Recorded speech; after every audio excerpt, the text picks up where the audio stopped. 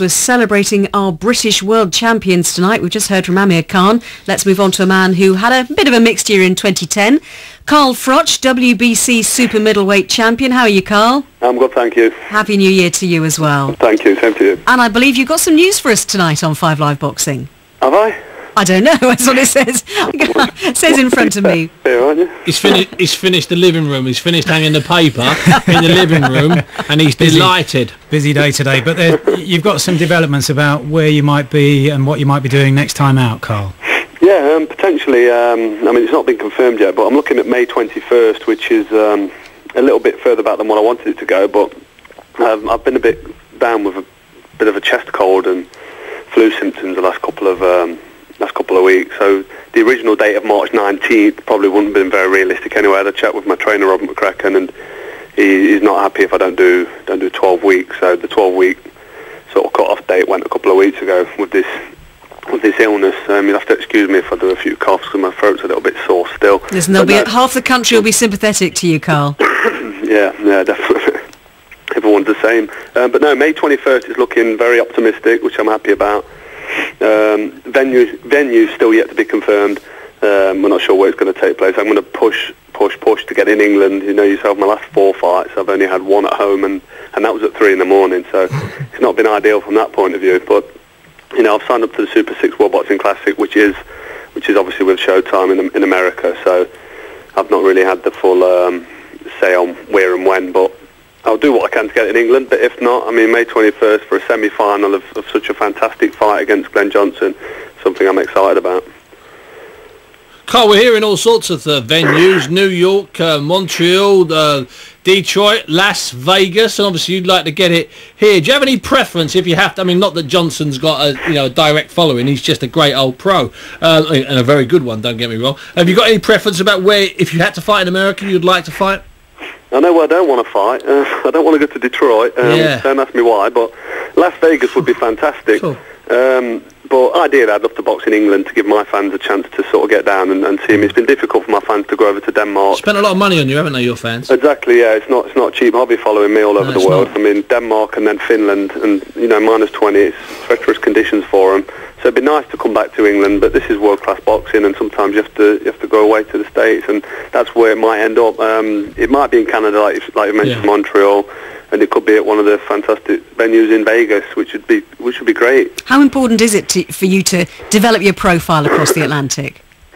You know, my profile's really big now, and it's been developed for the last couple of years across the Atlantic, purely because I've been on the American TV network, Showtime. It's more important to sort of establish myself now on the British shores, believe it or not. How mad is that, Carly? Yeah, I know it's almost back to front, but that's how it's panned out for me. You know, I won the world title on a TV station and then pulled out of the sport. You know, I won't go into how BBC let everybody down, because they did. BBC TV was behind boxing. Audley Harrison was involved. No one was happy with what was being produced, so they pulled out of the sport because they couldn't see any future in it. So then I was on Sky, and then I was on ITV, and who knows where the end of my career is going to finish up. But for now, I've been on Showtime, which is an American TV network. It's the vestige remains of the Wild West boxing, as you know, Steve. It's and of course, the mad thing is that both you and David Hay did start on the BBC before, obviously, that the B decided not to cover boxing. And wouldn't it be mad if the two of you both ended up on Sky in the future? Oh, it'd be unbelievable, and don't rule it out, because I don't rule anything out. It's boxing, Carl.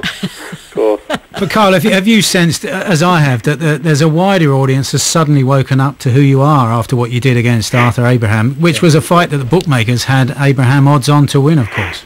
I know. What do they know? The bookies. Bookies and journalists between them, clueless. But do you feel there's a different level of respect now? I do, yeah. I mean, it took its time. There's always been sort of people sitting back in the background saying, you know, Carl Froch can fight. He's fighting in all these hard fights back to back. But I think it was after losing to Kessler in such a close affair away from home, but then coming back in the manner in which I did against Abraham, people started to think, because let's not forget, if I'd have lost to Abraham or struggled and won or lost a split decision, that could have been the end of Carl Froch. That would have been the end of me. Oh, he's had a tough fight against Kessler, lost, and now he's just lost to Abraham. Where does he go from here? He's finished. So the contrast between doing that and then performing in such an emphatic fashion and winning such a great fight against a top fighter like Abraham, it's catapulted to give me that massive acknowledgement. So I'm a big believer in things happen for a reason, and you know that fight with Abraham was the right fight at the right time. But more importantly, it was the performance which I needed, and that's why me and Rob really concentrated on what we needed to do. Carl, I'd even argue that if you beat Abraham in a tight fight or a hard fight, okay, it wouldn't have done you that much good. It's because you did it in such style, and I'm not blowing hot air up your jacksie, it's because you won every second of every round against the guy that the bookies, and they do know something, that's why they're all rich and we're all poor, because the bookies said he was the favourite. You won every second of every round. Your box, it was beyond a masterclass. Let's, you can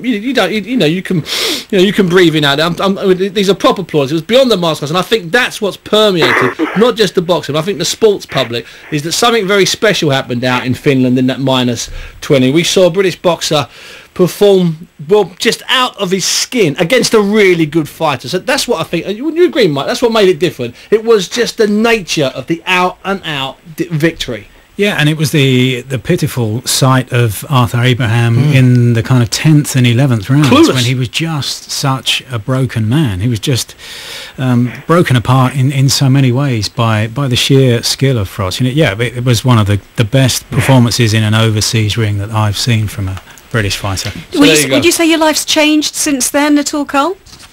In the boxing world, yeah, definitely. I'm like Steve said earlier, and Mick said, I'm getting more acknowledgement and I'm getting more respect, and you know, people are starting to sit back and look at this fighter Carl Froch and say to themselves, we've got a kid here on the British shores that can really fight, and he's fighting top level fighters back to back, and he's performing at an elite level.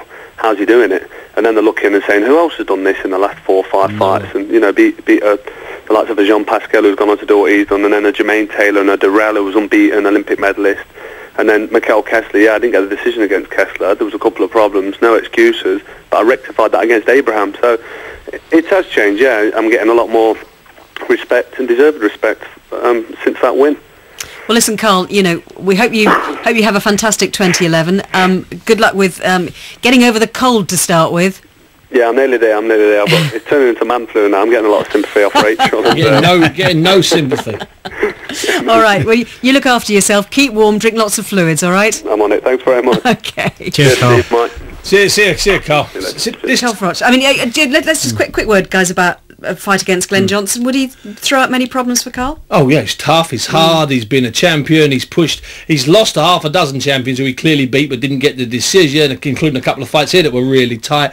He's a world-class guy. He may be old, but hey, listen, so are lots of fighters. Bernard Hopkins is he's 43 or 44, and he's better than he's ever been. Glenn Johnson's a tough, hard fight, and there's a kind of disturbed worry here, and I think you can know what I'm going to say, is that for this one, Carl could slightly take his foot off the pedal, because the last 5 fights haven't just been good fights. No other British world champion ever, going back to the early 20th century, none of them have ever had a sequence of fights like Carl Froch has had, and that includes Ricky Hatton, that includes all the Contis, all of those guys, Kawasaki, Lewis, none of them have come close to replicating. And he knows what Johnson's going to bring. You know, Johnson's got this kind of flat line. There's no highs, no lows. You know exactly what he's going to bring. And I've spoken to Carl 2 or 3 times since the fight against Abraham at length, and he knows now that he's found the best way to utilise everything that's good about him. If he goes back to the pre-Abraham Froch, then yes, Johnson could be a problem. But the Froch who boxed Abraham so clinical